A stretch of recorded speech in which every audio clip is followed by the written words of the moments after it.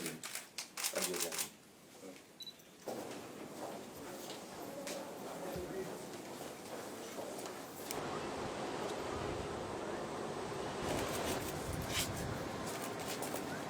კარგია. მაგარი კიდევია.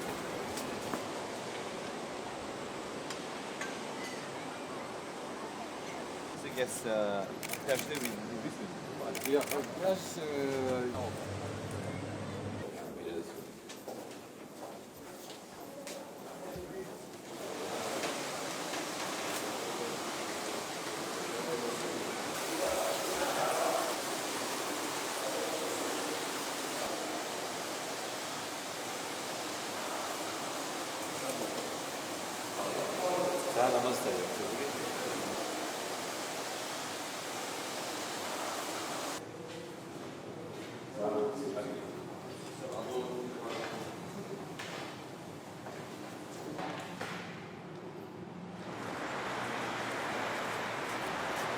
პირველ რიგში მე მინდა გითხრათ რომ ჩვენ ამ წელს უკვე გავხსენით მესამე სასტუმრო ბათუმში.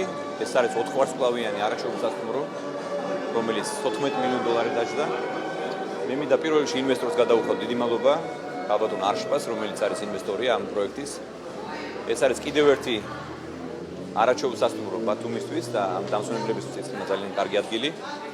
მე მინდა აღნიშნო ამ ოჯახის პატრიოტიზმი გამოყვეთო, ვინაიდან ისინი არიან ერთ-ერთი პიონერი, ასე ვთქვათ, რომლებმაც ბათუმში დაიწყეს ინვესტიციის განხორციელება ჯერ კიდევ 15 წლის წინ და დღეს მიხარია, რომ სწორედ ჩვენ ვართ მომსწრენი ამ განხორციელებულ პროექტისა.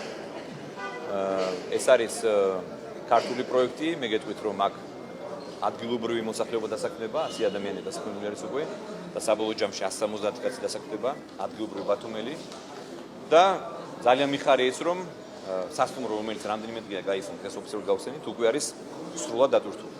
ასე რომ ეს არის კიდევ ერთი ნიშანი იმისა, რომ აქ ტურიზმი არის მზარდი, ტურისტების რაოდენობა არის ძალიან დიდი და ჩვენ ვიხარია, რომ ამდენი დამსვენებელი ეწევიან წელს ბათუმს.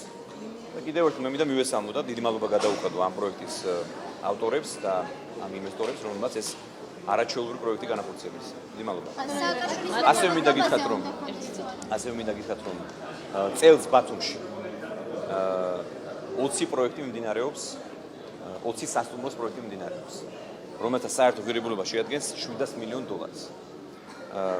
ეს კიდევ ერთ მიუთებს იმაზე, რომ რა თქმა უნდა მოთხოვნა არის დიდი, არის მზარდი, ტურისტების რაოდენობა სულ უფრო თითი დღე მატულობს ბათუმში და აჭარაში, საქართველოში.